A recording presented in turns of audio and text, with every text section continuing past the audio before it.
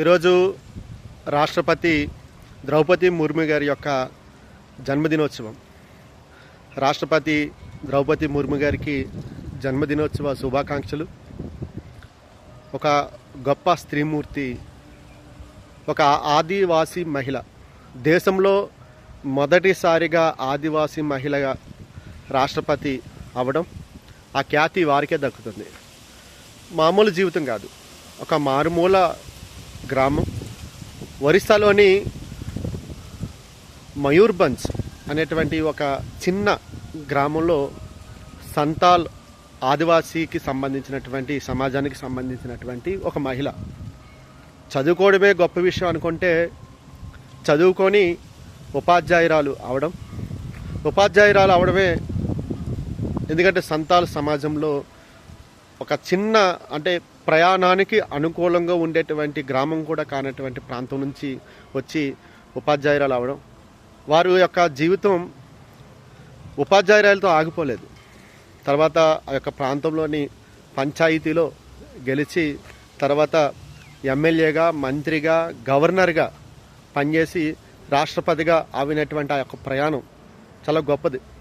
జీవితంలో ఎన్నో ఒడిదుడుకులు వస్తుంటాయి. అన్నిటినీ కూడా దాటుకొని ఒక స్త్రీమూర్తి ఒక రాజకీయ వ్యవస్థలో ఎదిగి రాజ్యాంగబద్ధమైనటువంటి రాష్ట్రపతి, అత్యున్నతమైనటువంటి దేశంలోనే అత్యున్నతమైనటువంటి రాష్ట్రపతి వరకు చేరుకోవడం అంటే, వారిని చూడగానే మనకు అనిపిస్తుంది పట్టుదల ఉండేటువంటి ఒక స్త్రీమూర్తి, సేవాభావంతో ప్రయాణించేటువంటి ఒక స్త్రీమూర్తి. అలాగే ఎన్ని ఈ అడ్డంకులు వచ్చినా ఎదుర్కొని నిలబడేటువంటి ఒక ధైర్యవంతమైన, సాహసోపేతమైనటువంటి ఒక వ్యక్తిత్వం. అలాగే వినయంతో ఏ విధంగా ఈ సమాజానికి ఒక ప్రేరణ కలిగించాలనేటువంటి ఆలోచన కలిగినటువంటి ఒక స్వరూపం. అంతేకాదు, చదువు అంటే ఏదో మనకి విద్య అంటే ఉద్యోగం కోసమో, విద్య అంటే మన కుటుంబం కోసమో, మనం ఎదగడం కోసమో అనుకునేటువంటి స్థాయి నుంచి విద్య ఒక సమాజానికి ప్రేరణాత్మకంగా, ఒక సమాజాన్ని అత్యున్నతమైనటువంటి స్థానంలో కూర్చోబెట్టేటువంటి దానికి కూడా విద్య అవసరం అనే ధోరణిలోని ద్రౌపది ముర్ము గారి యొక్క జీవితాన్ని చూడాలి. వారి జీవితంలో పెళ్ళి అయిన తర్వాత, పిల్లలు పుట్టిన తర్వాత, భర్త చనిపోయిన తర్వాత తను ఒంటరి అనుకోలేదు.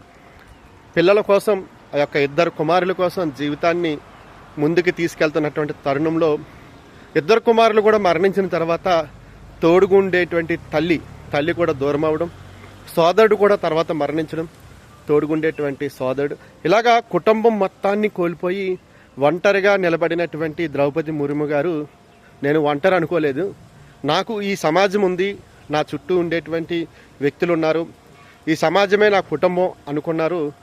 వారు రాష్ట్రపతిగా, ఒక మంత్రిగా, ఎమ్మెల్యేగా, గవర్నర్గా ఈరోజున వారి యొక్క ప్రయాణం ఒక సాదా సీదా జీవితంతో వెళ్తూనే వారి యొక్క ప్రయాణాన్ని చూసుకుంటే చాలా గొప్ప ప్రయాణం.